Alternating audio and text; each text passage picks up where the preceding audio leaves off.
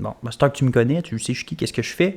Maintenant, je vais t'expliquer le pourquoi du comment j'en suis rendu, où est-ce que je suis présentement, puis où est-ce que je m'en vais avec tout ça, puis par où j'ai passé, par toute la merde que j'ai passée, puis comment que je m'en suis sorti.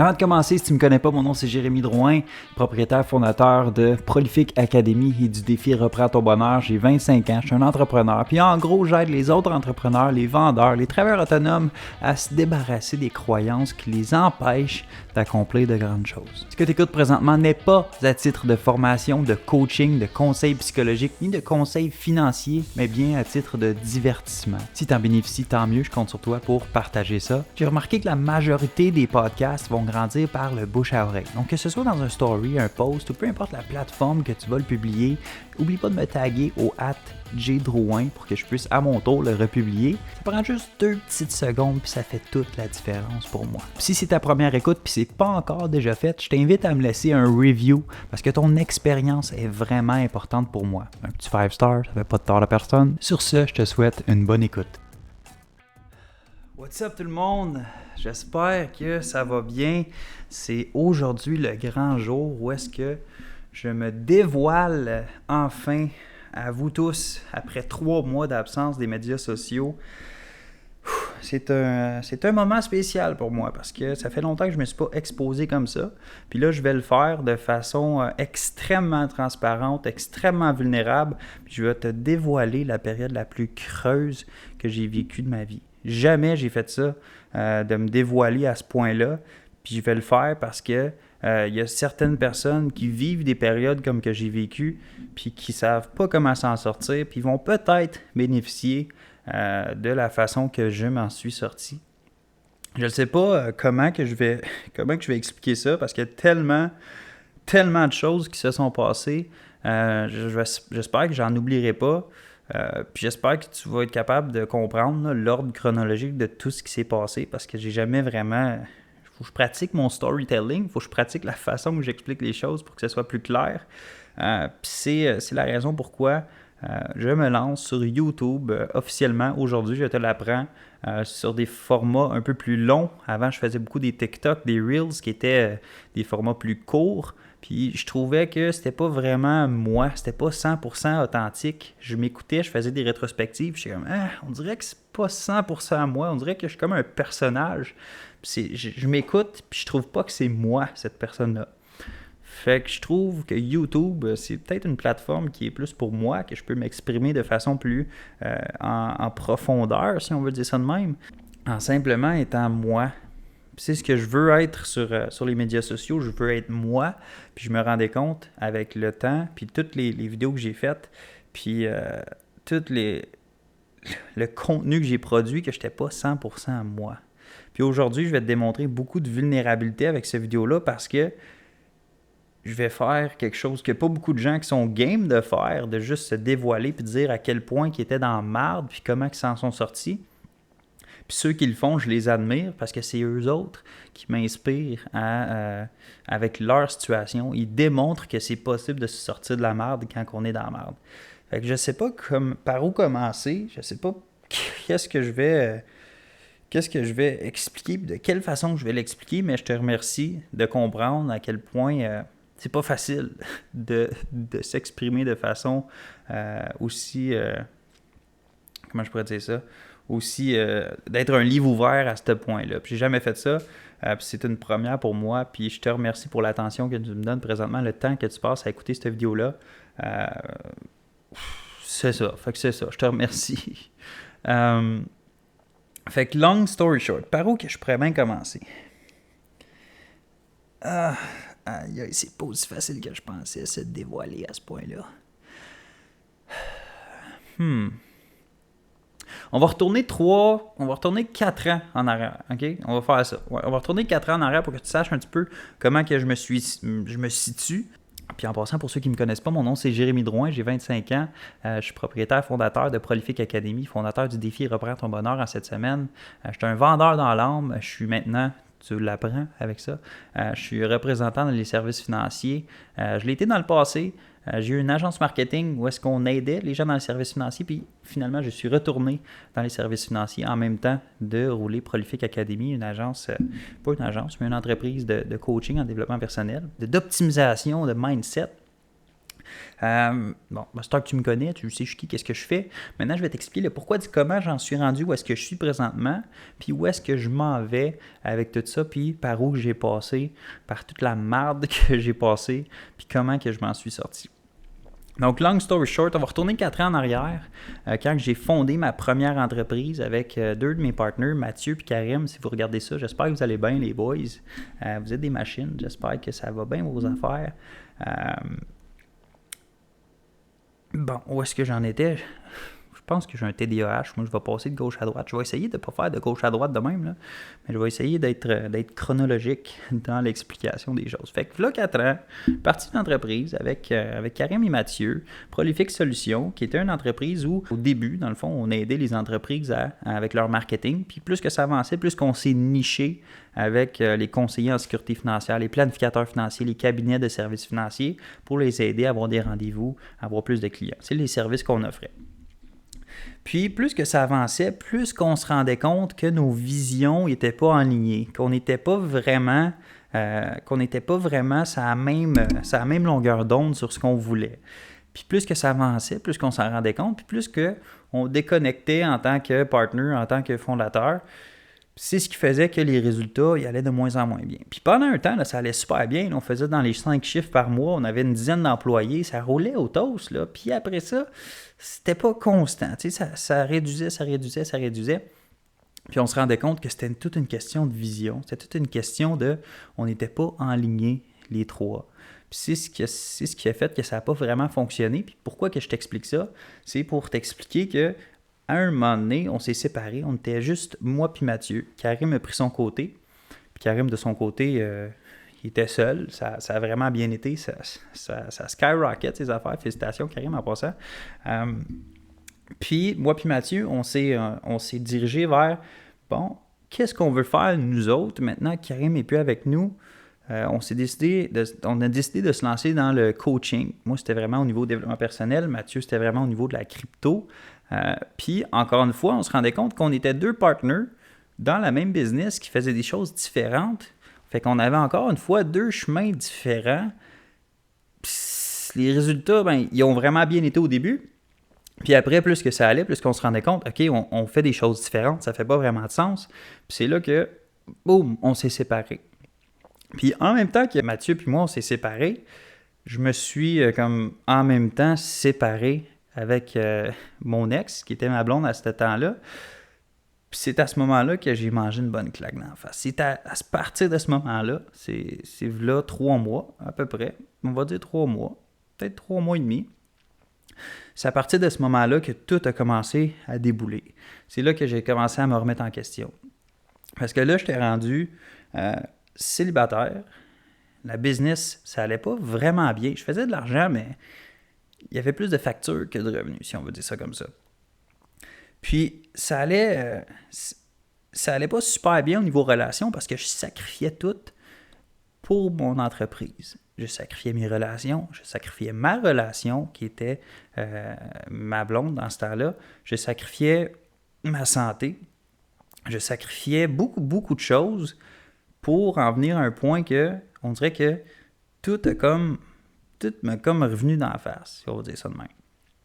Fait que là, bien évidemment, cette relation-là, elle s'est tannée. Elle s'est dit, écoute, ça marche plus, je suis plus capable de vivre cette vie-là. Puis j'ai compris, je comprends, puis je prends 100% responsabilité pour ça parce que je ne donnais pas d'attention, je ne donnais pas de temps, je donnais tout le temps à mes clients, à ma business pour la faire grossir. Puis au bout de la ligne, je faisais ça un petit peu tout croche, si on veut dire ça de même.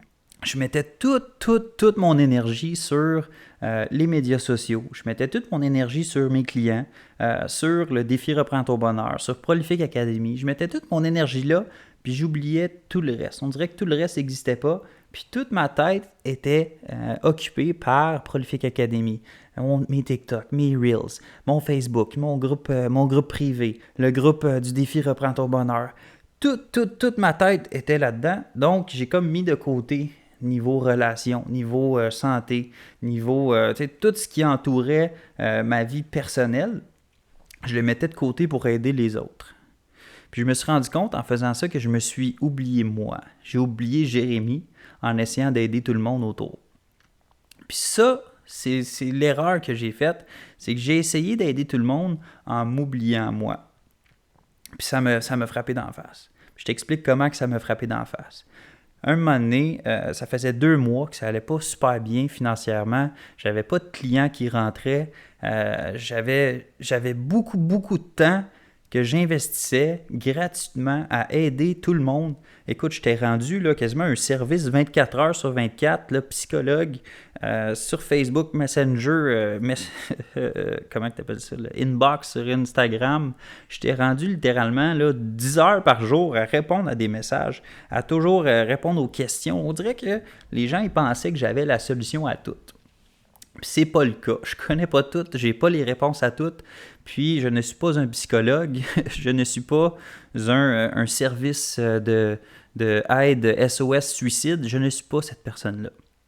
Puis je me suis rendu compte que en créant ce groupe-là, en créant ce contenu-là, j'étais devenu prisonnier des médias sociaux. Parce que j'étais devenu comme un petit peu l'esclave de ma boîte Messenger. Puis ça m'a littéralement drainé, puis ça a drainé ma relation, ça a drainé ma santé, ça a drainé pas mal d'affaires, ça a drainé mes finances, ça a drainé tout. J'étais plus productif, j'étais à journée longue en train d'aider tout le monde sans générer de revenus, sans faire de prospection, sans rien, quasiment rien faire. J'aidais tout le monde gratuitement. Puis je me suis rendu compte que c'était la pire affaire à faire. J'étais devenu trop accessible, puis je m'oubliais moi.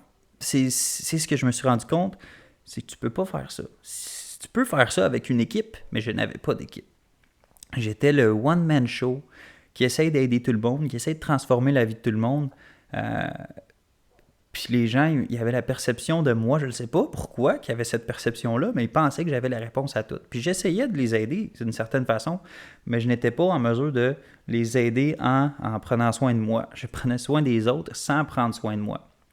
Ce qui est arrivé avec tout ça, c'est, dans le fond, la relation avec qui j'étais.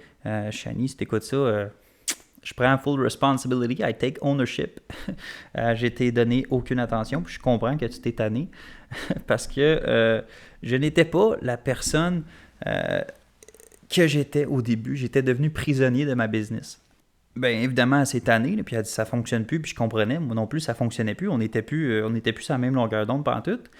Puis c'est là qu'on s'est séparés. Puis à ce moment-là, c'était comme le pire moment financier pour moi. J'étais dans une situation où ça faisait 2 mois qu'il n'y avait pas d'argent qui avait rentré. Je viens juste de me séparer, comme je t'expliquais, avec Prolific Solutions. On avait pris 2 chemins différents. J'étais en train de reconstruire une deuxième entreprise dans le tas, là, sur le tas. En plus de ça, je viens de me séparer. Puis là, il faut que je me trouve une place à vivre. Puis là, c'était une pénurie de logements. Il n'y avait pas de place nulle part disponible un 3e du mois. C'est bien évidemment, il n'y a pas de logement disponible. Puis je me suis ramassé à mettre tout mon stock dans un storage.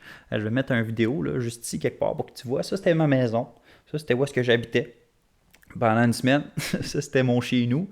Puis bien heureux d'avoir Jean-Philippe Morin qui m'a accueilli chez eux pendant une semaine parce que dans cette période-là, je suis retourné chercher mes licences dans les services financiers parce que je le savais que je pouvais générer beaucoup de revenus avec ça. Puis en ce moment, je suis très content de l'avoir fait parce que je suis on top of the leaderboard. Je suis le numéro 1 cette semaine en stage.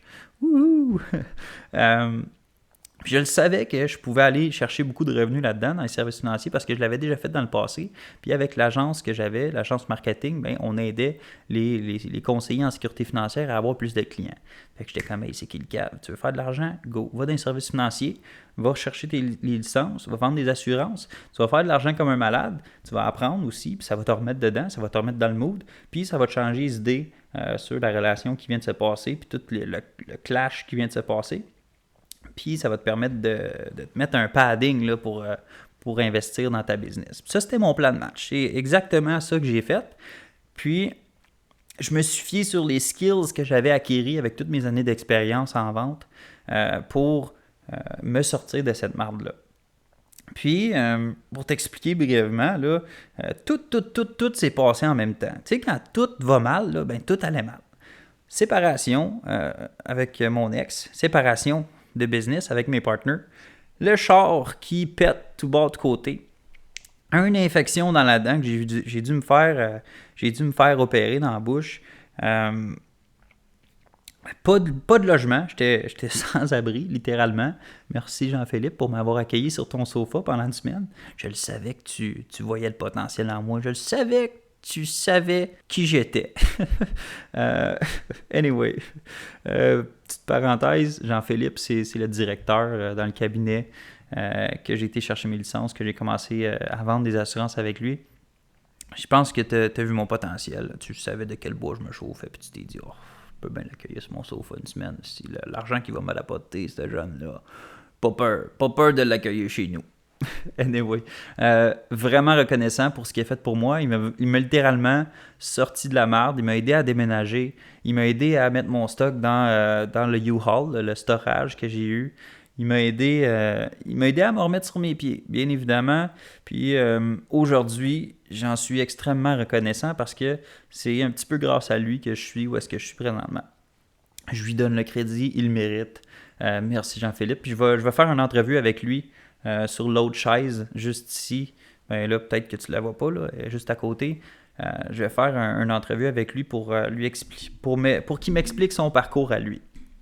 Puis ça en vient à où est-ce que je m'en vais avec tout ça. Présentement, j'ai retourné dans les services financiers. Je suis rendu un high performer dans cette compagnie-là.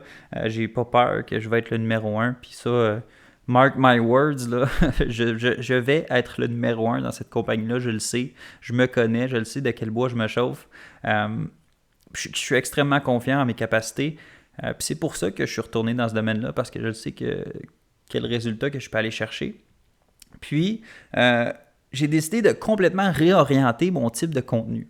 Parce que je me rendais compte que le contenu que je publiais, c'était comme du régurgité de développement personnel que je consommais, des livres que je lisais. C'était typique, là, la personne que je ne voulais pas être. Le gars, le gourou du développement personnel, là, c'était exactement... Je faisais une rétrospective, là, j'écoutais mes vidéos, puis j'étais comme « Aïe, c'est pas moi, ça. C'est pas moi, ce gars-là. » On dirait que j'essaie d'aider tout le monde avec ces vidéos-là. Je suis pas 100% moi. On dirait que j'essaie de pas faire chier personne avec ces vidéos-là. On dirait que j'essaie de faire plaisir à tout le monde. Puis c'est pas moi, ça, ce gars-là.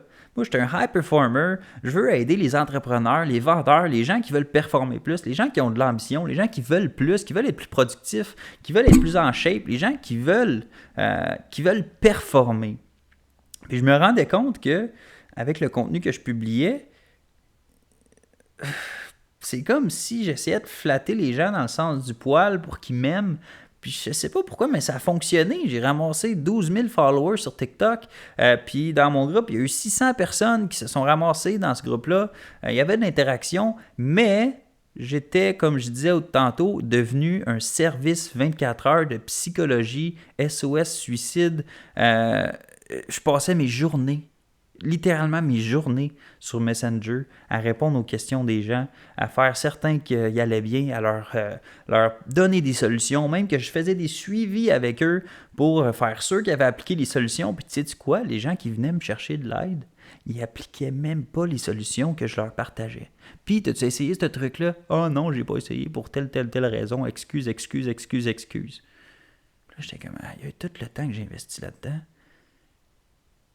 Je m'oublie moi dans ce temps-là, puis en plus que j'essaie d'aider les autres, eux autres veulent même pas s'aider. Là, je me suis rendu compte que je devais réorienter tout ça. Je vais arrêter d'être à la merci de mon téléphone, puis plus je vais utiliser mon téléphone. Puis c'est pour ça que j'ai décidé de faire des vidéos YouTube, parce que je peux être 100% moi, je peux être 100% authentique, puis tu vas, deuxièmement aussi, apprendre à me connaître plus. Comme présentement, je suis sûr que tu me connais plus que tu me connaissais avec toutes les vidéos que tu as écoutées de moi sur TikTok ou sur Reels. Parce que avec ce format-là, je peux m'exprimer. Puis il n'y a pas d'affaire de découper les bouts que je me trompe ou que je dis une mauvaise phrase parce que, je sais pas, moi je déparle ou quoi que ce soit, mais c'est pas ce genre de vidéo-là. Ça va être du uncut, des vidéos pas découpées. Puis je t'annonce officiellement que je lance le podcast, le dévoilement, où est-ce que je vais inviter des gens qui ont du succès, puis qui vont m'expliquer la période la plus creuse qu'ils ont vécue dans leur vie. Comme que je fais présentement avec moi, là, je vais leur poser des questions pour qu'ils m'expliquent comment ils sont sortis de cette situation-là. Comment ils ont fait pour sortir de la situation de marde dans laquelle ils étaient. Comme moi, dans la situation de marde dans laquelle j'étais, comme un sans-abri qui dormait sur un sofa, qui n'avait pas une crise de scène, puis qui devait se démarder, qui retournait dans les services financiers pour faire de la commission, pour se sortir de cette marde-là, ben, il a fallu que je le fasse. Puis ça ne me dérange pas de le partager parce que je suis certain qu'il y a des gens qui sont des entrepreneurs, des vendeurs, qui ont de l'ambition, puis que ça ne débloque pas. Puis j'étais cette personne-là, puis ça a finalement débloqué. Parce que je me suis fié sur l'expérience que j'avais, les skills que j'avais, puis les connaissances des services financiers que j'avais pour aller exploiter mon talent. Puis je l'ai fait, puis jamais je le regretterai. Puis présentement, j'ai même le goût de créer un bootcamp pour les gens des services financiers, pour leur montrer qu'en 3 mois, ils peuvent faire une coupe de 1000$, une coupe de 10 000$, parce que c'est possible dans ce domaine-là. Puis je veux vraiment orienter mon contenu pour les entrepreneurs, les gens qui performent plus, les vendeurs, les gens qui veulent aller chercher plus, parce que je suis cette personne-là. Puis mon coach, il me le disait, il dit « Jérémy, tu ne peux pas aider tout le monde. » Il dit « Il faut que tu te niches, il faut que tu te spécialises. Tu ne peux pas être un généraliste, il faut que tu sois un spécialiste. Il faut que tu aides les gens qui ont un problème spécifique puis que tu connais leur situation. » Puis il dit « La majorité du temps, ces personnes-là, c'est des personnes comme toi. » J'ai fait « Aïe, aïe. » Présentement, j'aide tout le monde. J'aide pas des personnes spécifiques, j'aide pas des personnes comme moi. Puis c'est pour ça que les gens n'appliquent pas mes solutions, ils n'appliquent pas mes conseils, ils n'exécutent pas ce que je leur partage parce qu'ils sont pas comme moi. Donc, je t'annonce officiellement que je fais un pivot, je me tourne sur un Dicen pour vraiment changer mon type de contenu pour les personnes qui sont comme moi, des entrepreneurs, des vendeurs, des gens qui veulent performer plus, des gens qui ont de l'ambition. Puis je pense que je vais même changer le groupe Les Heureux pour Les Ambitieux. Puis je vais faire un gros ménage là-dedans. Parce que si tu veux pas plus, si tu veux pas performer plus, si tu veux pas te développer personnellement, si tu veux pas appliquer des solutions, appliquer des trucs pour aller mieux, pour que ta vie soit plus facile, pour que tu sois plus en santé, plus en shape, plus en forme, plus performant, ben je suis pas la personne qui peut t'aider. Parce que si tu veux pas rien changer, ben il n'y a rien qui va changer pour toi. Puis moi, ben je veux t'aider à changer. Puis si toi tu veux pas t'aider, ben moi je peux pas t'aider. Ça c'est sûr. Donc tout ça pour dire que j'ai vécu une période de marde, je m'en suis sorti. Puis peu importe c'est quoi la situation dans laquelle tu es présentement, c'est temporaire. C'est une période que tu dois passer au travers.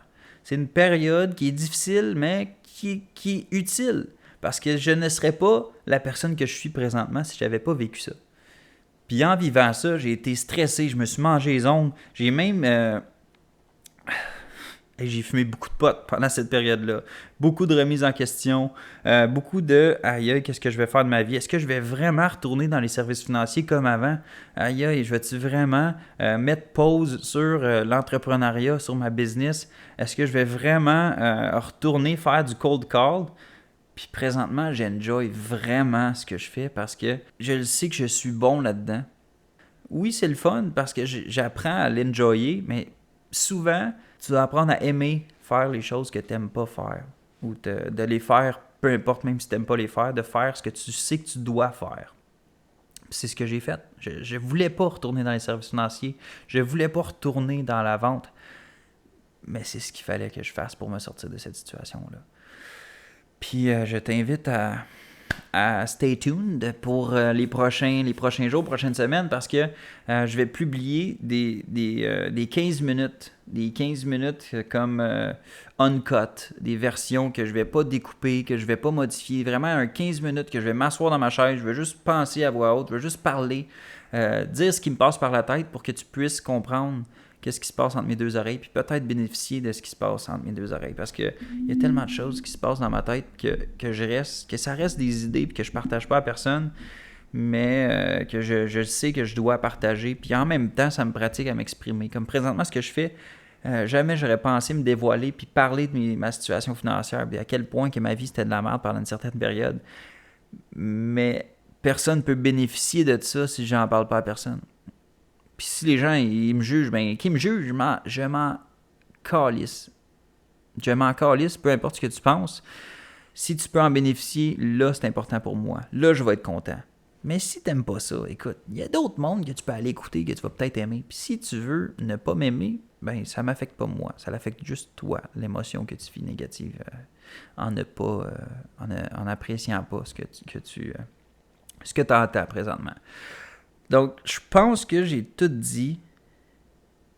C'est sûr que j'ai oublié des bouts parce que c'est passé tellement d'affaires. Mais pendant cette période-là, là, pour t'expliquer qu'est-ce qui m'a tenu à aller, c'est vraiment la base. Je me suis entraîné. J'ai dû demander de l'argent à certaines personnes. J'ai dû demander de l'aide à certaines personnes qui m'ont beaucoup aidé. Premièrement, tout le monde qui m'a aidé, je te remercie énormément. Je vais te remettre ça fois 100. Je te le promets. Parce que c'est grâce à ton aide que j'en suis présentement où est-ce que j'en suis. Puis, je le sais où est-ce que je m'en vais. Puis, je vais t'emmener avec moi. Je le sais que tu m'as aidé. Je vais t'emmener avec moi.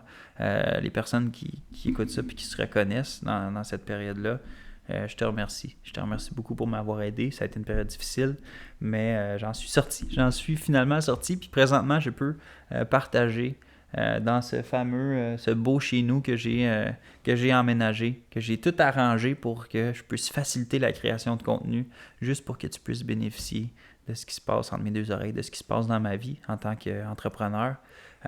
Parce que je pense qu'il n'y a pas assez de personnes qui partagent leur période difficile, il n'y a pas assez de personnes qui partagent leur expérience. Puis ça va me faire plaisir d'être cette personne-là pour toi.